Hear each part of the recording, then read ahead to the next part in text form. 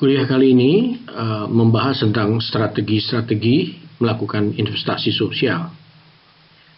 Kuliah ini berkait dengan pengertian atau pemahaman tentang investasi sosial dan beberapa isu yang ada di dalamnya. Oleh karenanya, kuliahan ini berkait dengan perkuliahan sebelumnya. Mari kita mulai kuliah tentang strategi-strategi melakukan investasi sosial. Strategi dimaknai oleh berbagai ahli, mulai dari filosofi, kemudian penggunaannya yang luas dalam arti kata tentang persoalan strategi pertempuran, peperangan, dan yang terakhir yang paling banyak adalah strategi bisnis. Ini yang barangkali perlu kita pahami. Dari ragam pengertian para ahli sebenarnya boleh kita simpulkan. Strategi sebenarnya sebuah respon dalam skala yang bukan skala kecil, skala besar dalam organisasi yang disusun atau sengaja disusun dalam respon yang siap untuk terus-menerus dan adaptif untuk mencapai tujuan bersama yang telah ditetapkan sebelumnya dengan memperkirakan atau memprediksi tentang masa depan. Oleh karenanya strategi ini berkaitan dengan sebenarnya organisasi. Kalau digambarkan, Anda bisa lihat gambar sebelah itu. Sebenarnya kalau kita bicara strategi, kita harus tahu juga direktifnya apa. Maka kalau direktif dalam konteks perkuliahan investasi sosial, jelas-jelas orang atau pengorganisasi yang punya maksud melakukan investasi sosial. Oleh karenanya, dia memerlukan strategi bagaimana mencapai tujuannya. Dan konteks strategi sebenarnya bisa dilanjutkan dengan bagaimana taktis. Apa yang harus dia lakukan dalam proses mencapai tujuan itu. Dari kerangka taktis ini baru terbentuk langkah-langkah operasional. Karena kuliah kita bicara strategis, kita akan bicara tentang ranah strategi, juga ranah taktis, dan pengalaman-pengalaman yang mungkin baik Anda ketahui. Dengan demikian, kalau kita lihat, strategi itu menjadi penting bagi kelangsungan organisasi yang dibuat dalam kerangka mencapai tujuannya secara lebih efektif, ya, sehingga ia jadi instrumen untuk menghadapi masalah dan memanfaatkan kekuatan organisasi itu dalam kerangka apa? Meningkatkan kemampuan dan memanfaatkan peluang dan menghadapi tantangan dalam pencapaian tujuannya. Pengertian strategi inilah yang akan kita kaitkan dengan strategi melakukan investasi sosial.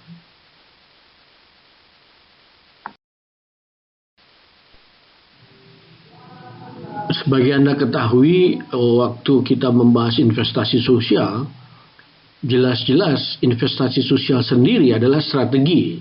Strategi apa? Strategi dalam kerangka membangun konsep baru tentang welfare state, ya. Mencakup proses bagaimana negara, khususnya pemerintah, itu dalam mengembangkan, menggunakan sumber dayanya untuk melakukan perlindungan warga negara sebagai modal sosial selama dalam kehidupannya. Kemudian mencakup ekonomi demi kebaikan, kata kebaikan menjadi penting, ekonomi demi kebaikan warga negara, keluarga, komunitas, hingga masyarakat luas.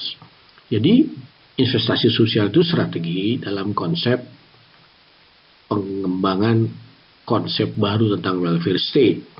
Tetapi kalau kita lihat strategi investasi, sebenarnya strategi pelaku pengembang investasi ada kata pendek saja, yaitu melakukan pemberdayaan. Bahasa Inggrisnya empowerment. Kenapa disebut pemberdayaan atau empowerment? Sebenarnya memberi kekuasaan pada orang yang tidak punya kuasa. Oleh karenanya, pemberdayaan sebagai proses itu bisa dilakukan atau dapat dilakukan dari dimensi sosial, dimensi ekonomi, dimensi budaya, dimensi politik. Jadi bukan dalam arti kata hanya orang ilmu sosial yang bicara pemberdayaan. Jadi pemberdayaan boleh dalam dimensi apa saja. Dan dalam dimensi itu juga tergantung arasnya. Apakah arasan individual, aras komunitas, aras sampai masyarakat yang lebih luas, atau golongan, kelompok-kelompok sosial. Jadi leveling itu juga menjadi ciri bagaimana strategi pelaku melakukan investasi sosial dalam kerangka bentuk bagaimana melakukan pengorganisasian ya, untuk mencapai tujuan tentang, kalau kita ingat kuliah, profit yang sekaligus membangun kebajikan. Oleh karenanya kalau kita perhatikan strategi investasi sosial, kalau boleh dirumuskan dibanding dengan pengertian strategi tadi, ini adalah sebuah respon. Ya,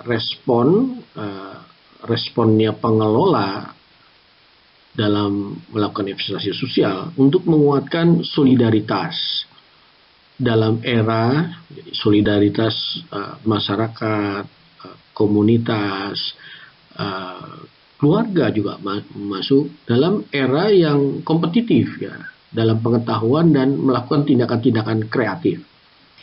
Jadi Anda harus perhatikan kalau Anda melakukan atau menjadi pelaku mendorong investasi sosial, ini strateginya adalah merespon, menguatkan solidaritas, dan disadari ini era sekarang adalah era kompetisi pengetahuan, ekonomi, dan tindakan-tindakan kreatif. Ya. Dengan mempertimbangkan, dengan kesadaran bahwa proses era itu adalah adanya ketidakpastian dari perkembangan kehidupan keluarga menuju keluarga yang modern.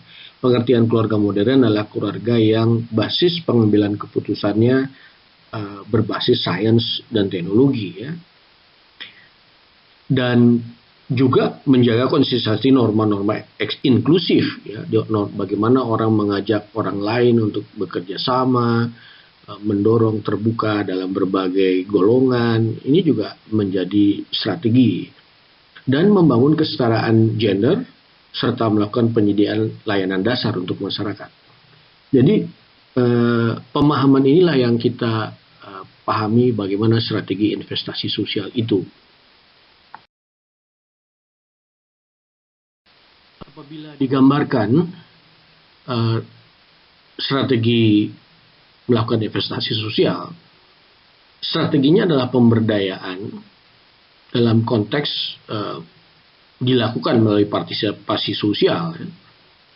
Partisipasi sosial dalam hal bagaimana keterlibatan orang-orang yang tadinya tidak pernah terlibat dalam pengambilan keputusan itu dilibatkan. Mengapa dilibatkan? Dengan harapan setelah dia terlibat, maka kemampuan dia untuk mengelola diri dan kebersamaannya itu membangun sesuatu yang lebih kuat. Secara konsepsional disebut dengan kemandirian.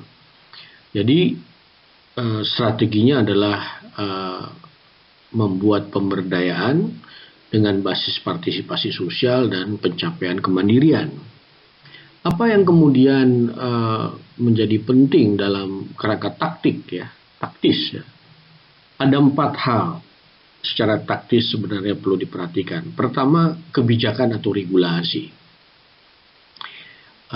Sejauh mana ada kebijakan atau regulasi yang mendorong strategi ini. Ya. Ini pada tahapan kalau secara taktikal itu selalu tidak berdiri sendiri. Kebijakan regulasi itu akan berarti apabila ini menjadi aksi nyata dalam proses-proses praktek-praktek sosial. maka yang diperlukan adalah inovasi. Inovasi bisa teknologi, bisa inovasi kelembagaan, bisa inovasi-inovasi dalam arti kata layanan sosial. Karena istilah inovasi adalah perbesaran dari invensi. Orang perguruan tinggi bisa menemukan hal yang baru. Temuan baru itu baru tahap invensi, belum menjadi inovasi. Mengapa? Karena invensi itu harus melalui tahapan selanjutnya, memang dapat digunakan dan memberi manfaat kepada masyarakat yang lebih luas. Itulah inovasi. Jadi kebijakan regulasi itu harus berkait dengan inovasi, ada sebuah kebaruan yang mempunyai dampak nyata, kuat, dan berskala besar, yaitu inovasi. Anda ingat kalau konsep inovasi sosial dengan social impact, jadi mengapa menjadi penting? Karena inovasi. Nah, inovasi ini juga di dalamnya adalah persoalan-persoalan pembiayaan. Bukan pendanaan, ya, pembiayaan. Sehingga kebijakan pemberdayaan dari beragam dimensi tadi dengan inovasi yang dari teknologi, boleh juga dari segi kelembagaan, dari segi usaha, itu berkaitan dengan sejauh mana kegiatan ini dapat pembiayaan. Pembiayaan ini menjadi penting karena orang melakukan investasi. Anda ingat kuliah tentang pembahasan investasi. Nah, dari pembiayaan ini boleh jadi prosesnya juga melakukan inovasi pembiayaan. Karena kalau kita menggunakan pembiayaan yang business as usual, boleh jadi inovasi itu tidak berjalan. Nah, dalam era selanjutnya, pembiayaan itu akan dapat mendapatkan sumber apabila bisnis proses yang kita tawarkan dalam proses pemberdayaan, saya ulang, bisnis proses yang kita tawarkan, itu memang dapat dipahami dan punya perhitungan atau ukuran yang memberi impact yang baik. Oleh karenanya, ini menjadi memerlukan sebuah data. Datanya pun ke depan menjadi data yang basis science, data science. Nah, data science ini nanti akan bermanfaat sebagai kebijakan regulasi. 4 aspek ini sebenarnya mendukung strategi pemberdayaan atau parti sosial dan kemandirian dalam langkah-langkah taktis. Dan baru kemudian berikutnya adalah operasionalisasi. Dan terus terang, 4 item tactical ini itu berkaitan sebagai sebuah sistem.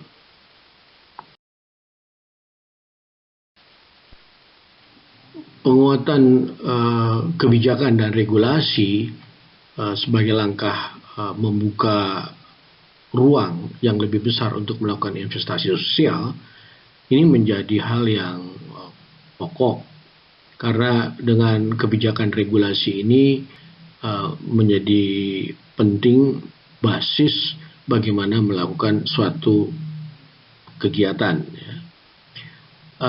Misalnya dari segi kebijakan, perlu ada pergeseran konsep dalam pikiran pengambil kebijakan. Dari konsep menyiapkan dana filantropi atau kedermawanan sosial bergeser menjadi investasi sosial. Ini perlu langkah yang baik karena akan menggeser mindset baru bagi pengelolaan. Dan Anda sedang membahas ini sekarang dengan harapan Anda tidak bicara menjadi agen atau aktor pekerja golongan yang punya dermawan dengan dana-dana besar untuk melakukan kegiatan sosial, tetapi Anda akan menjadi seseorang yang akan bergerak dalam investasi sosial. Dari segi kebijakan lain adalah proses kebijakan mendorong investasi sosial dengan konteks pemberdayaan atau membangun partisipasi sosial dan kemandirian itu merupakan upaya jangka panjang. Tidak mungkin dilakukan sekaligus, apalagi ad hoc ya, seperti menyalurkan donasi. Itu dari segi kebijakan. Jadi harus jelas pemikiran-pemikiran seperti ini dari orang-orang yang mengambil keputusan. Dari segi kebijakan lagi adalah melakukan investasi sosial itu harus dirancang, ya, diukur manfaatnya seperti apa kalau dilakukan investasi sosial. Yang jelas investasi sosial itu dilakukan secara terprogram. Dan apa yang menjadi ukuran? Ukurannya adalah dampak ekonomi sosial. Kalau kita secara konsep profit yang memberi juga kebajikan di mana di dalamnya juga adalah keberlanjutan sumber daya alam dan lingkungan. Dan memberi pandangan seperti ini kepada pengambil keputusan ini hal yang baru. Oleh karena kebijakan-kebijakan yang ada ini harus didukung, didorong agar mendapatkan gagasan yang baik ya. Kemudian yang juga perlu dilakukan adalah berbagai kebijakan regulasi itu berkait juga dalam kerangka-kerangka besar ya. Misalnya inisiatif global ya, inisiatif global. Karena tanpa ada inisiatif global menjadi sulit, tidak punya ruang atau tidak punya kapstok ya, sangkutan ya, apa yang melakukan investasi sosial, bisnis proses apa, sehingga ada satu yang mungkin baik menjadi rujukan kapstok ya. Jadi apa namanya kapstok itu untuk mengaitkan baju supaya digantung gitu ya. Itu adalah Sustainable Development Goals ya, tujuan pembangunan berkelanjutan.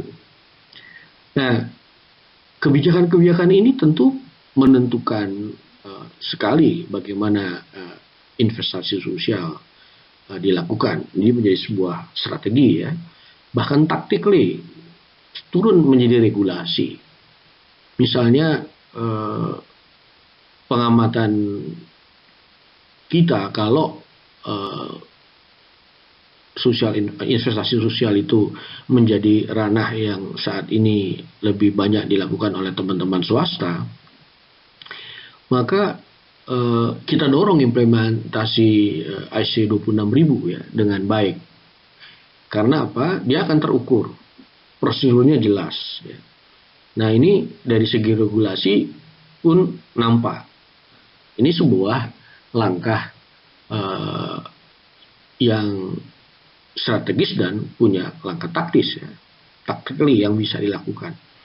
Atau mendorong penguatan pengelolaan pembangunan berkelanjutan di aras desa. Undang-Undang 6 tentang desa dikenal ranah desa membangun, di mana desa dikenalkan untuk mengelola sendiri pembangunannya, basisnya ada lokal, sumber daya lokal ya. Nah, jelas kalau bagaimana ini memasukkan ranah investasi sosial ini menjadi penting ya, menjadi penting dan strategis ya, strategis. Jadi serta tactically ada karena memang regulasinya ada dan prosedur-prosedur yang mengikutinya ada. Juga dengan membangun desa, membangun kerjasama antar desa menjadi sebuah kawasan pedesaan, regulasinya ada, kebijakannya jelas, regulasinya ada, tinggal diberikan wadah bagaimana investasi sosial yang dilakukan, bisnis proses seperti apa yang bisa kita lakukan sehingga ada investor dalam investasi sosial, donor investasi sosial itu punya minat ya untuk ikut di dalamnya. Hal lain misalnya pemerintah sudah mengeluarkan peraturan presiden ya, peraturan presiden tentang pencapaian SDGs, Sustainable Development Goals. Ada 17 item yang utamanya adalah sebenarnya bagaimana persoalan sumber daya alam dan lingkungan itu berkait dengan penanggulangan sosial dan lingkungan sosial, khususnya tentang kemiskinan, pendidikan, kesehatan, yang jelas-jelas ini membuat ruang yang terbuka untuk menerapkan konsep investasi sosial. Persoalannya kemudian adalah kita hidup dalam era yang cepat. Kalau kita tidak cepat, mau berlambat-lambat, boleh jadi kita ditinggal atau tertinggal. Jadi perubahannya sangat cepat. Oleh karenanya banyak catatan bahwa kalau kita berbasis pada kebijakan regulasi tidak mampu mengikuti kecepatan perubahan. Maka yang didorong adalah kita perlu harus berinovasi. Nah, kalau kita bicara inovasi, bisa Anda lihat di sebelah kiri. Inovasi itu bicara masa depan, bukan masa lalu dan bukan masa sekarang. Oleh karena kemampuan memprediksi apa yang terjadi di masa depan dan mengelola risikonya dan memanfaatkan peluang atas perubahan yang terjadi, jadi penting kalau kita bicara inovasi. Ya, saya ingatkan, inovasi itu bicara masa depan. Nah, kalau Anda sekarang mau bicara investasi sosial, saya tanya, apa yang kira-kira menurut Anda akan penting dilakukan ke depan? Misalnya ada pandemi dari satu virus yang membuat kita terkaget-kaget. Nah, maka kalau ke depan ada ulangan-ulangan, kita harus memprediksi apabila terjadi pandemi seperti ini, apa langkah-langkah risiko yang perlu kita tangani, peluang-peluang apa yang kemudian bisa dalam perubahan-perubahan yang ada. Nah, itu bicara inovasi. Bukan saat ini ada corona. Bagaimana corona? Bukan begitu ya. Kita membicarakan corona ke depan. Berapa lama corona ada? Bagaimana mensikapinya? Berapa lama boleh tertanggulangi? Setelah itu apa? Dengan cara berpikir seperti itu, inovasi boleh kita dapat. Nah, dalam konteks Indonesia, inovasi itu penting mulai dari kebijakan perencanaan pembangunan. Terus terang ini menjadi penting karena tanpa proses perancangan yang baik tidak ada pembangunan yang efektif. Nah, oleh karenanya saya berkali-kali mengulang di berbagai kuliah. Dalam kebijakan Indonesia ini hampir mirip dengan persoalan-persoalan global. Kalau kita bicara investasi sosial yang tadi saya gambarkan berkaitan dengan persoalan sumber daya alam dan lingkungan. Isu pembangunan global menurut John Armstrong itu pertama adalah memotong separuh emisi gas rumah kaca dengan energi baru terbarukan. Artinya apa? Ke depan energi baru terbarukan itu adalah sesuatu yang penting dikembangkan dan hal yang strategis. Oleh karenanya kita harus sudah tahu ini sebuah inovasi yang perlu dimunculkan. Kedua, isunya adalah percepatan produktivitas pertanian. Produktivitas bukan produksi ya. Karena produktivitas di Indonesia saat ini di bidang pertanian itu relatif stagnan. Katakanlah kita bicara beras. Ya, meskipun sudah ada invensi IPB banyak invensi tentang produktivitas beras. Tetapi kan menjadi bentuk inovasi ada langkah tersendiri, terkendala oleh regulasi, terkendala oleh kebijakan, itu menjadi penting. Maka mulai dari kebijakan perencanaan pembangunan. Inovasi berikut adalah perlu mencari benchmark pembangunan baru seperti apa di depan. Nah, salah satu rujukan kita belajar dengan Korea Selatan. Atau kita belajar dengan Cina. Kalau sekarang kita menangani Corona, COVID-19, Cina dalam waktu beberapa bulan dia mampu menangani itu. Nah, kenapa kita tidak belajar? Korea Selatan pun demikian, dia mampu menangani itu dalam waktu beberapa waktu yang sebentar. Ethiopia dengan pembangunan bersihnya, dulu kita tahu kalau Ethiopia itu ada kelaparan. Sekarang sebuah model yang baik ditiru, ya. Kemudian yang menjadi penting kemudian adalah persoalan ketimpangan sosial. bukan saja kemiskinan di kita ini adalah ketimpangan sosial, karena semakin tinggi tumbuh ekonomi, ketimpangan sosial di kita cukup besar. Di dunia, 10% orang kaya hanya dapat, maaf, mungkin saat ini di dunia hanya beberapa gelintir orang yang menguasai sumber daya dunia ini. Maka harusnya dibatasi. Hanya 10% orang kaya dunia yang dibolehkan untuk menguasai 40% total kekayaan dunia. Sisanya digunakan oleh halayak yang tidak kaya.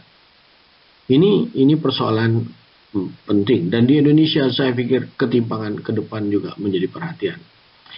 Kemudian investasi besar-besaran, sebuah langkah inovasi, bagaimana pendidikan.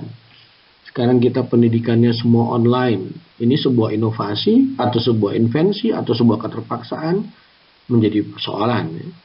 Kesehatan, kita menghadapi virus COVID, investasi seperti apa, langkah-langkah yang perlu dilihat ke depan. Ini harus jelas, investasi untuk gender dan keluarga berencana, gender sendiri dan keluarga berencana. Nah, oleh karenanya inovasi itu minimal ada 4 pendekatan yang perlu kita perhatikan. Pertama adalah persoalan birokrasi pemerintahan. Birokrasi pemerintahan itu masih bicara top down dan bottom up. Ini perlu kita pahami, ya. Pertama, inovasi itu juga harus paham sejauh mana ini berhasil. Kemudian birokrasi pemerintahan itu juga dekat dengan teknokratik, sehingga pendekatan teknokratik, orang-orang kampus yang bicara teknologi, bicara soft teknologi, bicara hard teknologi, dikaitkan di birokrasi pemerintah, itu jadi penting. Bagaimana bikin riset bersama, diatur sedemikian rupa, menjadi efisien, itu menjadi hal penting. Ketiga, partisipasi. Ya, kalau partisipasi itu penyertaan berbagai pihak. Karena apa? Di situ yang penting adalah bagaimana mendorong semua orang inklusif, ya. Dan yang terakhir adalah proses politik. Jangan lupa, ini proses yang penting juga. 4 hal ini yang kalau kita lihat bagaimana inovasi dapat dikembangkan.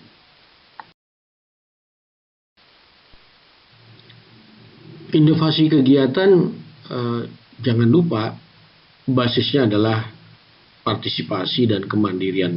Kemandirian siapa? Kemandirian komunitas. Karena dalam komunitas yang mandiri akan terjamin masyarakat yang mandiri. Dalam masyarakat yang mandiri akan terjamin munculnya bangsa yang mandiri. Dalam bangsa yang mandiri akan terbangun negara yang kuat karena kedaulatannya. Jadi Anda belajar pengembangan masyarakat yang komunikatif, jangan lupa mekanisme pemberdayaannya sebenarnya tadi saya ingatkan, ini persoalan strategi jangka panjang. Jadi kalau kita perhatikan mekanismenya, minimal peluang kita menguatkan itu dalam 1,5 dekade, ya. Jadi kita bukan berarti tidak perlu memberi bantuan, ya, hibah. Hibah itu penting apabila komunitas atau masyarakat yang kita hadapi dan kita tahu memang dalam kondisi yang harus dibantu. Bagaimana kalau orang yang sudah kesulitan tidak dibantu, ya. Jadi istilahnya itu diberi ikan, tapi ini terprogram, pembelian ikan ini terprogram agar dia disiapkan menjadi potensial kelompok masyarakat, ya, yang siap melakukan aktivitas yang tidak berdasarkan pemberian saja. Jadi dia sudah mulai diberi pancing untuk mencari ikan sendiri, ya. Ini istilahnya itu seed capital bisa diberikan pada langkah apabila masyarakatnya secara partisipatif itu mulai membangun kemandiriannya. Dalam prosesnya kita harus mengenalkan bagaimana ide-ide nilai-nilai komersial, ya. Komersial yang tadi profit yang sekaligus punya kebajikan, itu kita berikan juga sebagai langkah bagaimana komunitas berperilaku ya. Kita bisa bantu dengan dana-dana revolving fund, diberi tanggung jawab mulai membangun proses ekonomi ya, tetapi bukan hanya profit, ekonomi yang juga menumbuhkan profit dan kebajikan. Nah, apabila sudah matang dalam pengelolaan kelayakan, ini kelompok ini adalah kelompok kredibel ya. Boleh dikembangkan dengan kredit atau kerjasama yang sifatnya adalah tidak berbasis bunga ya. Di sini kalau kita dorong menjadi proses bermitra menjadi baik karena komunitas sudah mempunyai kemandirian ya. Kalau self-reliance-nya sudah mulai kuat dan kegiatan ini harus sustain, harus terus berlanjut. Perkiraan proses inovasi seperti ini yang harusnya dibangun. Secara taktikly, kita harus punya kemampuan. Oleh karena Anda juga diberikan berbagai kuliah yang berkaitan dengan bagaimana membangun teknologi partisipatif. Kita mulai dari aras komunitas bicara desa. Dan Anda harus punya hard teknologi, punya pengetahuan memfasilitasi, bekerja sama dengan orang-orang yang punya teknologi. Jadi Anda sebagai komunikan itu betul-betul bukan jual omongan ya. Disinilah ada proses transfer teknologi ya. Transfer teknologi. Tapi ingat, transfer teknologi dalam kerangka penguatan pengelolaan sumber daya alam lokalnya. Katakanlah begini, kalau kita bicara rumput laut, maka yang kita dorong adalah bagaimana kita dorong mereka bisa mengolah rumput laut dengan bersih. Ya, itu menjadi ciri tersendiri. Rumput laut bersih kering itu harganya 2-3 kali lipat dibanding dengan rumput laut yang hanya diambil dan dikeringkan tanpa dibersihkan. Nah, ini kan menjadi penting, apalagi kalau itu dilanjutkan dengan membuat input untuk industri ya. Ini menjadi penting. Misalnya beternak, Anda tidak bicara jual domba atau jual hewan potong saja. Anda bisa berpikir bagaimana masyarakat punya mini rumah potong yang menyiapkan daging bersih. Harganya akan meningkat dan prosesnya itu dimiliki oleh masyarakat. Oleh karenanya, selain transfer teknologi, adalah juga sejauh mana impact yang ada di masyarakat itu dikembangkan. Jelas dia akan lebih mudah adaptif dalam ekosistem lokal ya. Ini dalam kerangka apa? Meningkatkan produktivitas. Ini jadi penting. Jadi gambarnya adalah mulai dari aras komunitas, masuk ke desa, dibahas di desa, bisa dikembangkan dalam aras yang luas di antar desa. Baru didorong, ini namanya bisnis prosesnya, ditemukan. Salah satunya adalah inovasi kelembagaan dengan kemitraan. Bagaimana berbagai pihak boleh masuk. Dan salah satunya adalah kalau bisnis prosesnya jelas, ini menjadi media untuk menjadi venue, melakukan promo, melakukan investasi sosial dari berbagai kegiatan. Ini yang penting dilakukan sebagaimana digambarkan. Apabila kita rujuk pengertian strategi, jelas-jelas strategi itu menuju pada organisasi, merujuk pada pelaku dalam konteks pengelolaan yang diorganisasikan. Maka inovasi kelembagaan, pengertian kelembagaan lebih kepada berkaitan dengan pengorganisasian ya, dalam mengelola investasi sosial. Kalau kita perhatikan dalam era investasi ya, yang namanya investasi ekonomi itu bicara profit. Ya, kegiatannya lah kegiatan usaha ya. Tapi jelas saat ini untuk kegiatan usaha dimulai juga membentuk startup ya sebagai pemula sebelum dia menjadi perusahaan ya, yang syarat-syaratnya pun mahal. Kalau startup ini kan banyak kemudahan sehingga mendorong orang menjadi wirausahawan ekonomi. Nah, startup ini juga punya basis juga. Sebelum dia menjadi kegiatan usaha yang besar, dia punya nilai benefit oleh karena banyak startup bergerak di dalam investasi sosial. Jadi kalau kita lihat panahnya itu mau bergerak kemana nih, ke kuning apa langsung ke merah. Nah, startup itu boleh juga membentuk kegiatan usaha yang lebih condong menjadi investasi sosial. Itu membentuk social enterprise ya.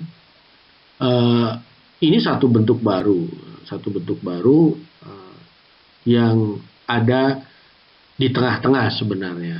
Ada dia profit, tetapi ada segi-segi sosialnya. Mungkin koperasi salah satu pilihan, salah satu kepilihan ya, kooperatif.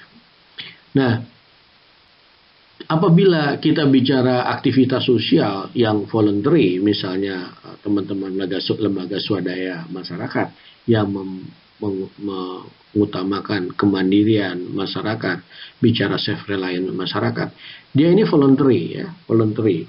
Dan dia punya pendapatan, tetapi basisnya bukan profit, benefit. Saya pikir LSM besar dalam kerangka mengelola investasi sosialnya boleh punya organisasi seperti organisasi bisnis. Dan ini harus menjadi langkah hati-hati karena boleh jadi profit dan kebajikan lebih cenderung ke profitnya ya. Tapi digambarkan kalau kita bicara lembaga swadaya masyarakat, dia lebih ke kanan ya, lebih ke arah sosial yang sifatnya voluntary.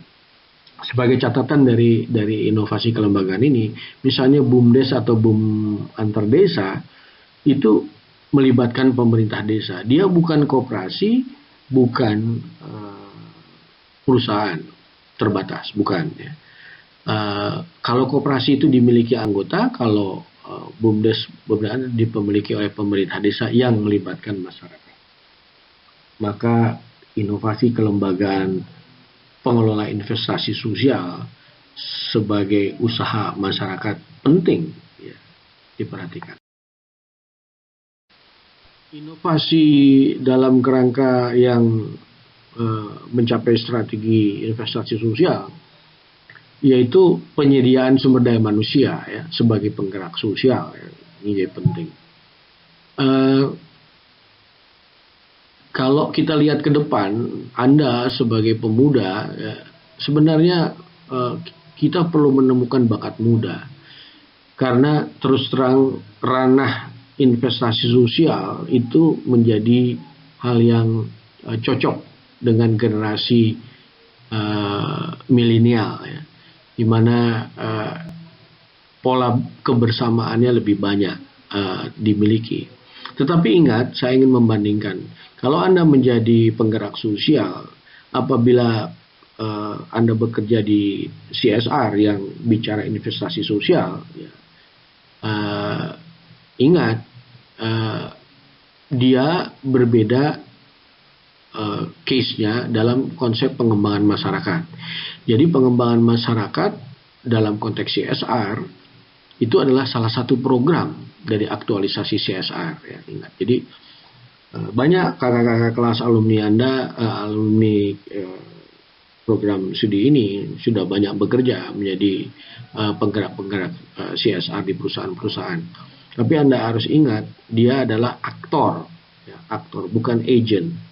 Tapi kalau tadi saya sebut perlu ada pengelola investasi sosial, itu boleh menjadi agent CD, agent community development. Dan menjadi cirinya adalah kalau di CSR komitmen melakukan community development itu disesuaikan dengan dokumen-dokumen ya, di ISO 26000 sebagaimana disebutkan. Umumnya tertuang dalam dokumen-dokumen AMDAL dan perencanaan pengelolaan lingkungan. Dan di CSR, Anda ingat, CSR adalah kewajiban perusahaan yang tertuang dalam undang-undang. Jadi dia bukan voluntary, tapi dia satu hal yang dipastikan ya, dengan jumlah tertentu, pendanaan program 44% atau lebih tergantung dari keuntungan, itu dia sudah melakukan kewajibannya melakukan CSR. Oleh karenanya apabila perusahaan itu merugi, boleh jadi kegiatan CSR-nya boleh berhenti, saya katakan. Jadi Anda boleh menjadi di PHK kan. Tapi kalau Anda sebagai agent community development, meskipun ia dalam lingkungan tambang, dalam konteks CSR yang berat, yang sudah menjadi masalah, pengembangan masyarakatnya harus tetap berjalan. Oleh karenanya dalam proses CSR mendukung CD, di mana dia menjadi aktualisasi programnya CSR, ini harus mampu menghidupkan kemandirian. Seandainya perusahaan itu pergi, CD yang ditanggalkan itu harus hidup dan sudah terprogram. Beda ya.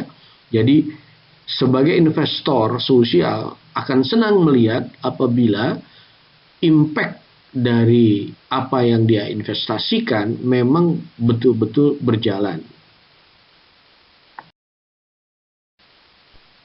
Apabila diperhatikan berbagai inovasi yang strategi yang kemudian menjadi tactically dalam membangun pemberdayaan dalam konteks partisipasi sosial dan kemandirian, ya, mau tidak mau kita bicara pembiayaan. Oleh karenanya pembiayaan sosial dari pemerintah itu jadi penting, bukan berarti tidak ada. Tetapi ingat, ini jangan dipandang sebagai cost center, karena terus terang dia harus berfungsi menjadi dana investasi sosial, ya, yang dimana dia bukan dana habis. Contohnya kalau dana desa, ya, itu sebuah dana yang diberikan pemerintah sebagai satu unsur yang mendorong pengelolaan mekanisme pembangunan di pemerintahan di level di aras desa, ya, dari perencanaan sampai bagaimana mengevaluasinya. Nah, ini Anda bisa perhatikan, kalau dia punya impact yang besar, sebenarnya dana yang sudah tersalurkan ini harusnya menjadi sebuah pendapatan asli desa. Banyak di Jawa ini desa-desa yang sudah demikian maju mengelola keuangan desanya, sehingga dana desa porsinya itu kecil. Dia sudah bisa menghidupkan diri desanya dengan pendanaan yang sudah dikelola dari basis pembiayaan yang datang dari sumber daya lokal yang dikelola oleh desa. Ini jadi penting. Jadi pembiayaannya inklusif, siapa saja boleh, tetapi dikelola, dirancang, diprogram oleh desa dengan baik. Ya. Nah, demikian juga dengan dana-dana CSR. Tadi saya kembalikan dana CSR. Karena community development sebagai salah satu aktualisasi dari program CSR, jadi ini sebuah biaya yang strategis, ya. Jadi bukan hanya memenuhi kewajiban sudah melakukan CSR dengan dana yang sudah disampaikan dan ini menjadi donasi yang sudah disampaikan. Bukan itu. Sejauh mana prosesnya itu mengembangkan kemandirian. Kalau ada di tambang, selesai tambang bukan melahirkan kegiatan yang kembali gelap seperti tidak ada tambang. Ini yang harus jadi catatan. Di dunia ini, kalau saya lihat dari berbagai tulisan, dan saya pernah di dalam satu seminar, bicara tambang itu adalah bicara kemiskinan. Ya. Bagaimana perusahaan-perusahaan tambang itu mempersiapkan supaya setelah dia berakhir operasionalnya, komunitas dan desa-desa sekitar tambang hidup lebih baik dibanding sebelum tambang. Ini menjadi ciri sebenarnya pembiayaannya inklusif, sehingga tidak berdasarkan dananya sendiri, ya. Bagaimana melibatkan pendanaan lain. Nah, misalnya contoh penguatan pembiayaan inklusif, ya. Ternyata sedikit sekali, ya, tingkat literasinya masih kecil, ya, bisa ditingkatkan. Ini yang kalau menurut saya sebagai langkah strategis ya, dan tactically sudah ada dalam bagaimana melakukan pembiayaan.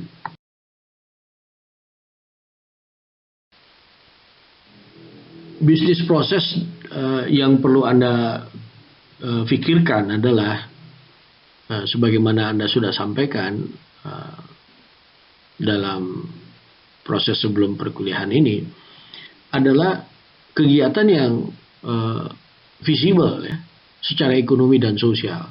Anda ingat, dia profit tapi punya nilai kebajikan.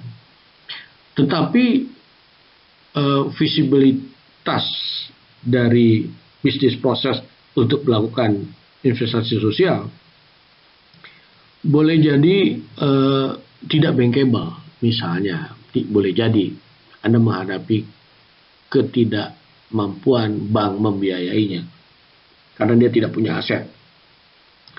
Maka bisnis proses yang Anda punya itu jangan berarti Anda putuskan. Anda boleh mencari sumber pendanaan lain ya. Nah, ini ada sumber-sumber kelembagaan yang pembiayaannya adalah konsolidasi ya. Ada biaya campuran, ada hibrid ya. Hibrid. Misalnya di dalam konteks fintech ya, nanti kita bahas. Dan ini terus terang menjadi penting, sehingga kalau presiden kita berkali-kali, dan saya pikir sekarang menjadi juga hal yang pokok, dana yang melarikan dana seharusnya membuka lapangan pekerjaan yang lebih luas. Anda lihat, jadi presiden menganggap ini bukan cost center, dana ini adalah dana yang membuka lapangan kerjaan yang lebih luas. Dalam arti lapangan kerjaan, dia bisa juga membuka usaha atas masyarakatnya, kan gitu. Program padat karya tunai sebagai cash work, tetapi bagaimana ini menjadikan pembangunan. Membangun jalan ada kaitannya dengan bagaimana sarana jalan ini menguatkan usaha-usaha pertanian. Nah, itu kan dia ada padat karyanya, tadi punya program yang memang menguatkan ekonomi desanya. Kalau kita bicara investasi sosial, sejauh mana dia visible? Dia visible, harus visible kalau dia sebagai investasi. Sehingga selain dana pemerintah, boleh jadi ada dana sumber lain. Maka bagaimana dikonsolidasikan proses ini? Dan pengelolanya boleh macam-macam. Bisa individu, ya, bisa koperasi, bisa badan usaha milik desa atau badan usaha milik antar desa. Karena inovasi kelembagaannya menjadi penting.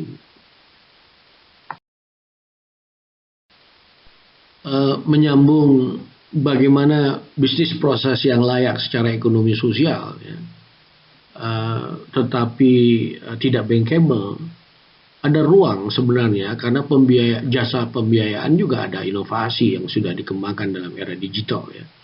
Misalnya dengan memanfaatkan teknologi finansial ya.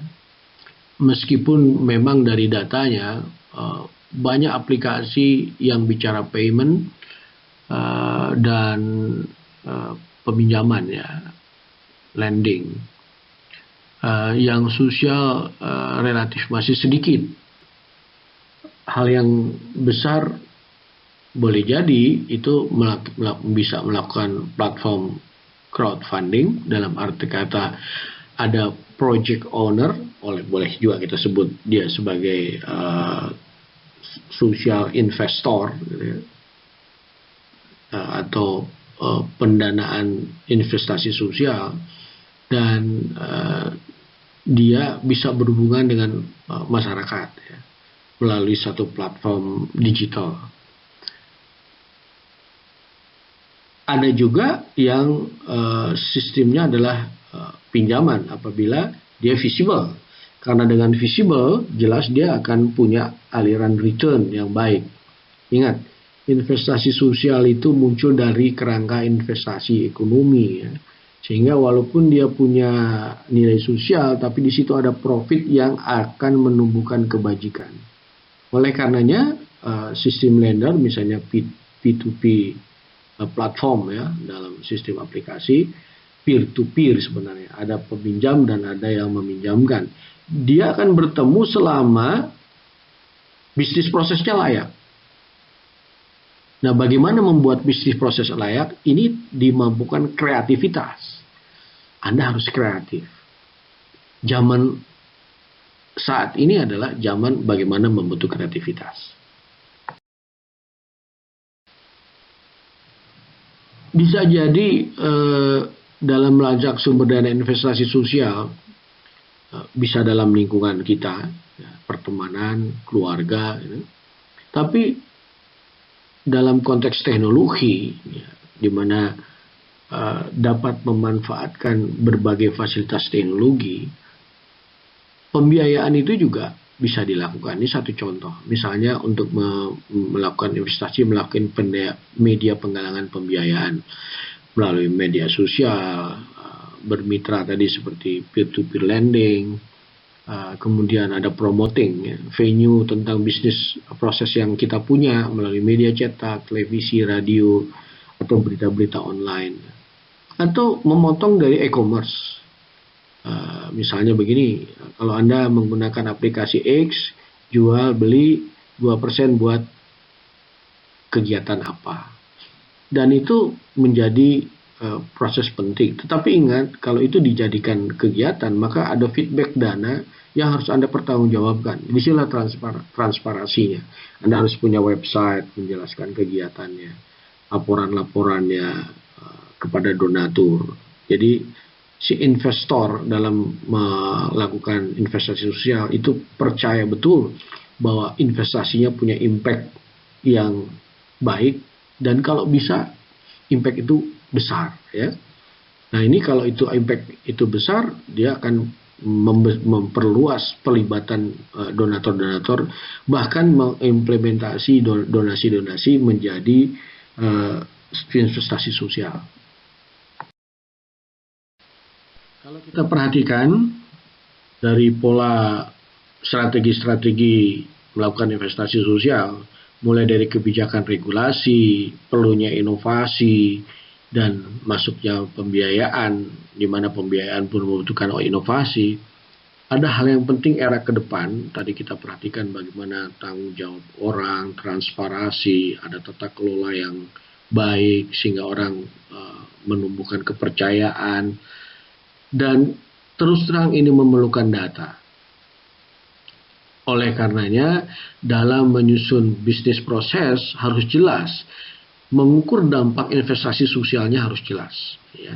Maka aspek ekonomi, lingkungan, sosial budaya, manusia itu ada ukurannya. Menggunakan apa? Perlu dilacak. Tolok ukurnya seperti apa? Teman-teman swasta sudah mengembangkan tolok-tolok ukur ini, ya, dalam proses aktualisasi CD dalam memanfaatkan dana CSR, ya. Dan ini jelas membutuhkan jenis data. Ini yang menjadi proses. Karena dari jenis data ini kita akan berhasil membangun tolok ukur keberhasilan. TUK itu tolok ukur keberhasilan. Sehingga data ini menjadi penting, ya. Bagaimana pengelolaan data itu dilakukan? Ini perlu diorganisasikan dengan teknologi, bahkan menjadi sains. Sebagaimana diketahui dalam era teknologi 4.0, kecerdasan buatan, kemudian bagaimana Internet of Everything, cloud dan big data menjadi satu hal yang kuat. Maka big data itu kalau dapat dikelola oleh komunitas sebenarnya, tapi level komunitasnya tidak di level desa, boleh jadi antar desa atau di satu kabupaten, yang bicara komunitas. Nah, ini menggunakan pola tertentu sehingga big datanya di-manage sedemikian rupa, memberikan kecermatan data yang terukur, dan ini menjadi bahan dalam pengambilan keputusan.